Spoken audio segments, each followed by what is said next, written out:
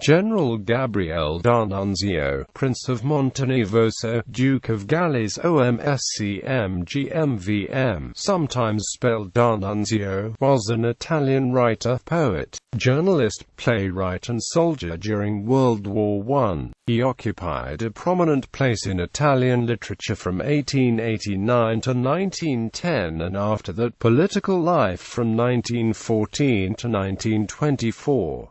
He was often referred to, under the epithets Il Vate or Il Profeta. D'Annunzio was associated with the Decadent movement in his literary works, which interplayed closely with French Symbolism and British Aestheticism. Such works represented a turn against the naturalism of the preceding Romantics and was both sensuous and mystical. He came under the influence of Friedrich Nietzsche, which would find outlets in his literary and later political contributions. His affairs with several women, including Eleonora Duse and Luisa Casati, received public attention. During the First World War, perception of D'Annunzio in Italy would be transformed from literary figure into a national war hero. He was associated with the elite RDT storm troops of the Italian army and took part in actions such as the flight over Vienna, as part of an Italian nationalist reaction against the Paris Peace Conference. He set up the short-lived Italian regency of Cornaro in Fiume with himself as Duce.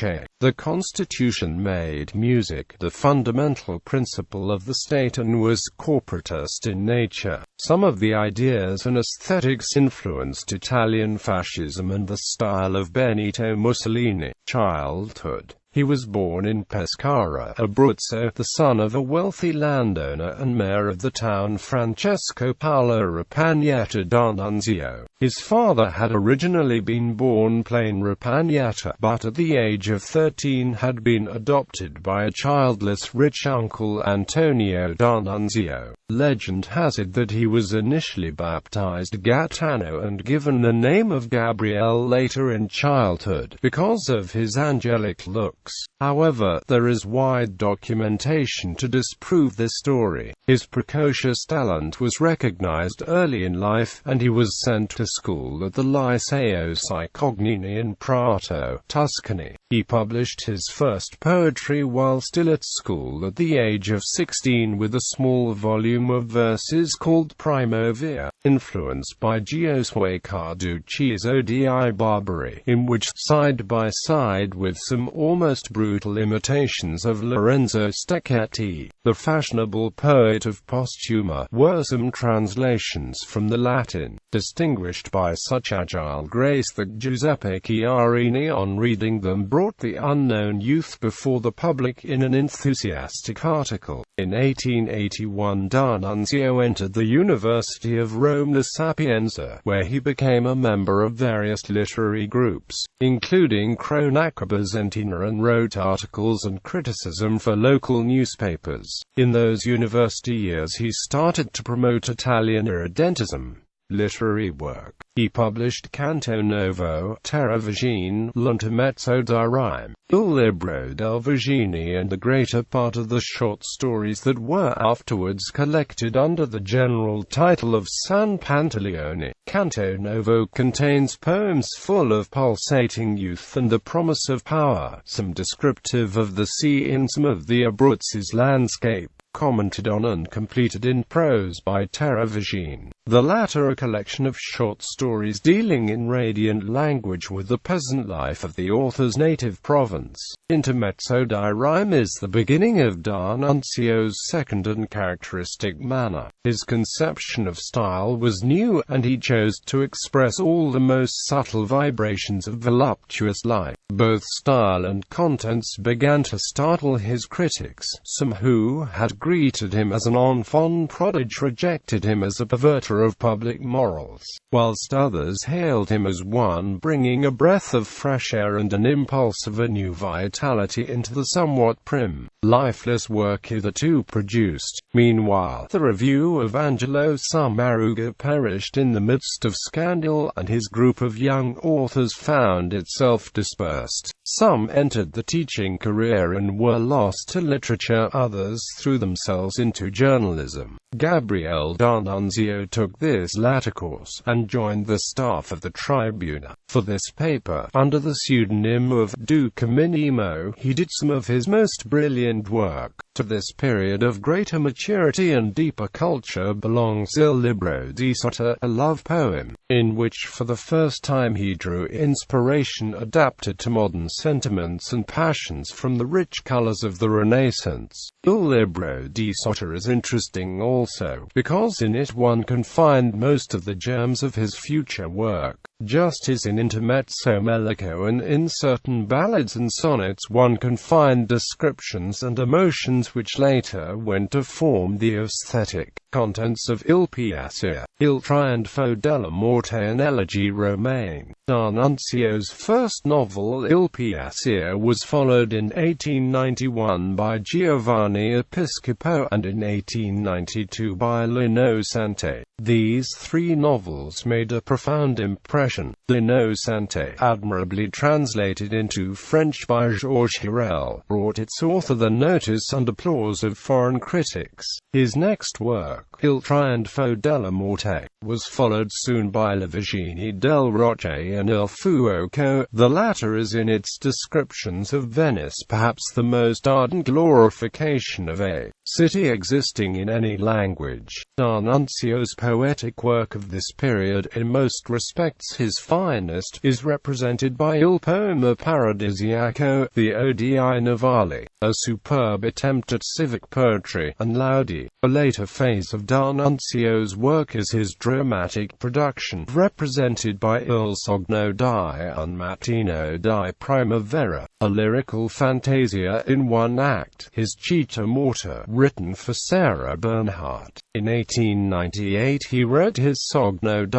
un Pomeriggio d'autunno and La Gioconda. In the succeeding year La Gloria, an attempt at contemporary political tragedy which met with no success, probably because of the audacity of the personal and political allusions in some of its scenes, and then Francesca da Rimini, a perfect reconstruction of medieval atmosphere and emotion, magnificent in style, and declared by an authoritative Italian critic, Edoardo Butte, to be the first real, if imperfect, tragedy ever given to the Italian theatre. In 1883, D'Annunzio married Maria Harduan di Gallese, and had 3 sons, but the marriage ended in 1891.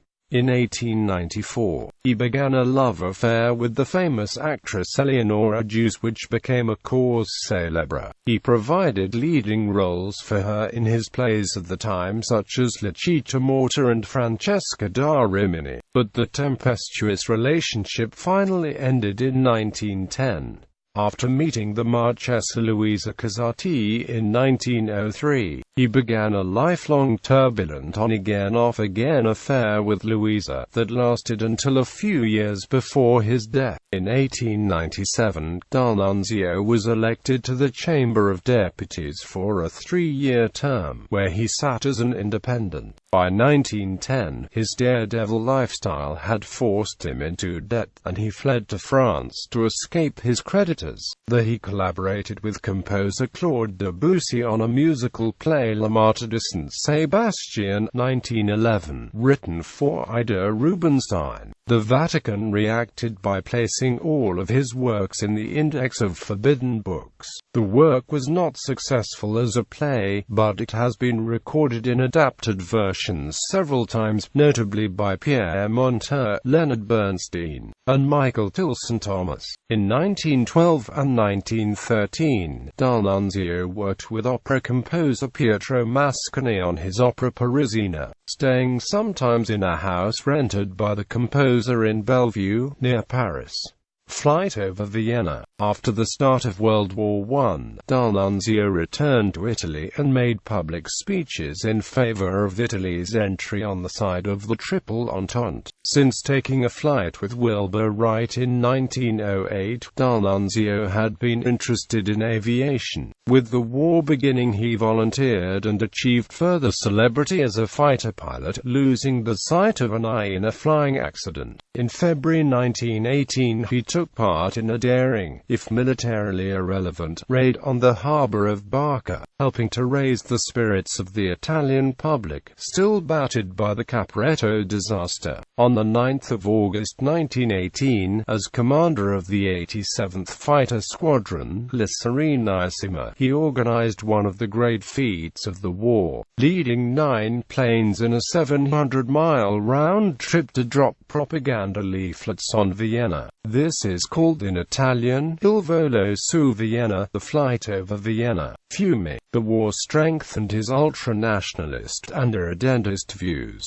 and he campaigned widely for Italy to assume a role alongside her wartime allies as a first-rate European power. Angered by the proposed handing over of the city of Fiume, whose population, outside the suburbs, was mostly Italian, at the Paris Peace Conference, on the 12th of September 1919, he led the seizure by 2,000 Italian nationalists or irregulars of the city, forcing the withdrawal of the inter-Allied occupying forces.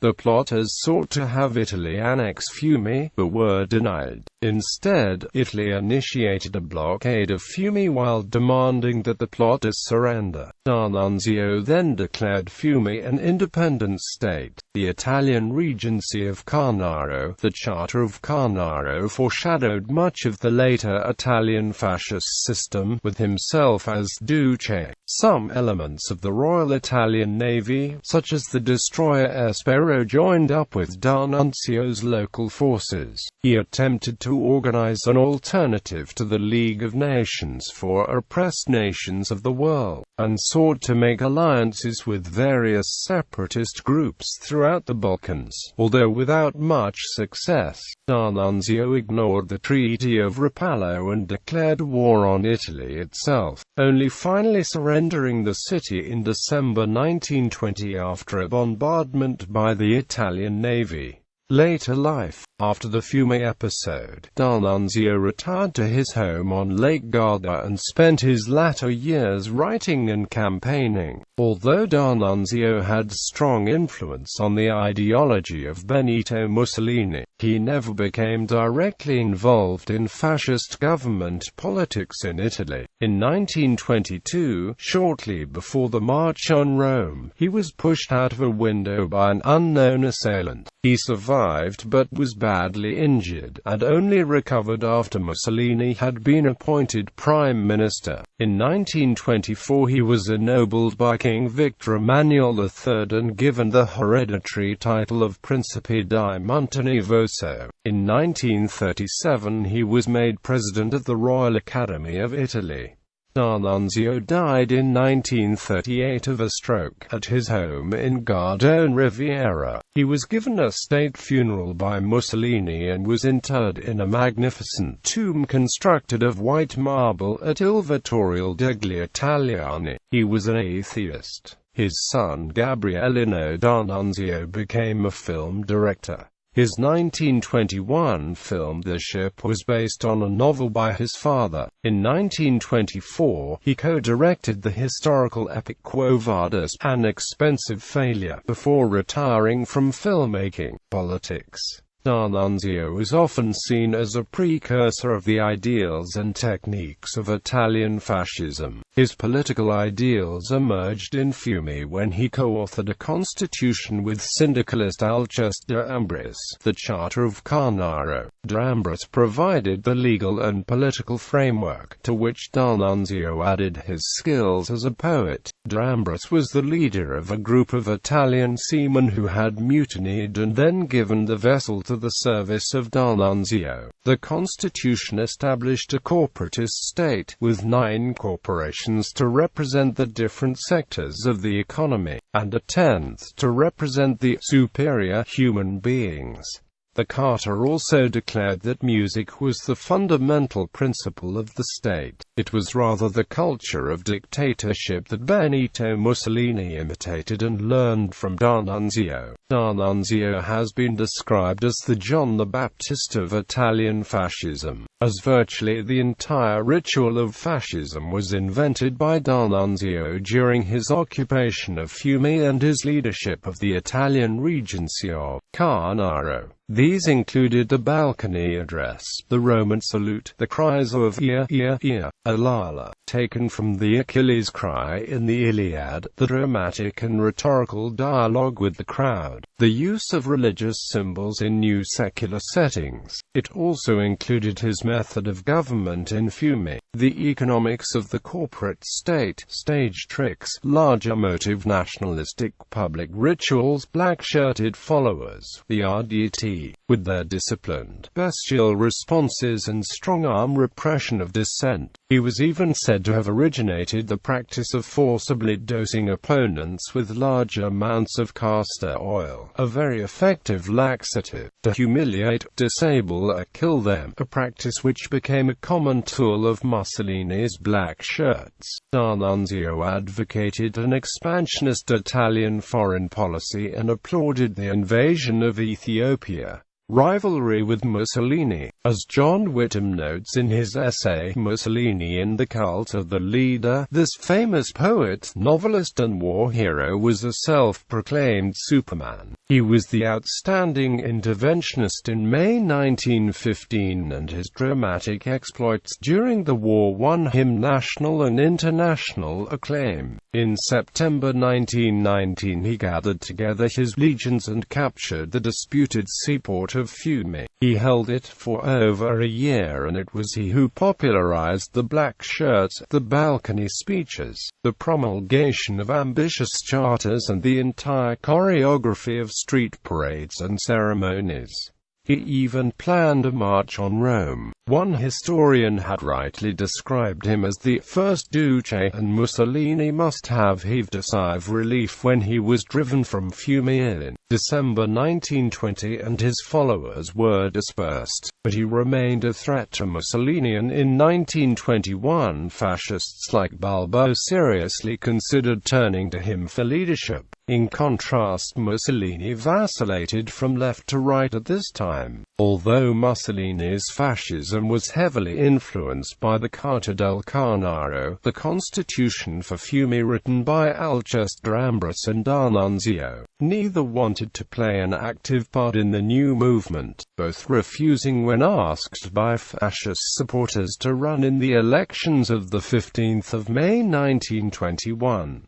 Before the March on Rome, D'Ambras even went so far as to depict the fascist movement as a filthy pawn in Mr. Giolotti's game of chess, and made out of the least dignified section of the bourgeoisie. D'Annunzio was seriously injured when he fell out of a window on the 13th of August 1922. Subsequently, the planned meeting for national pacification with Francesco Savorioniti and Mussolini was cancelled. The incident was never explained and is considered by some historians an attempt to murder him, motivated by his popularity. Despite D'Annunzio's retreat from active public life after this event, the Duce still found it necessary to regularly dole out funds to D'Annunzio as a bribe for not re-entering the political arena. When asked about this by a close friend, Mussolini purportedly stated, "When you have a rotten tooth, you have two possibilities open to you. Either you pull the tooth or you fill it with gold. With D'Annunzio I have chosen from the latter treatment." Nonetheless, D'Annunzio kept attempting to intervene in politics almost until his death in 1938.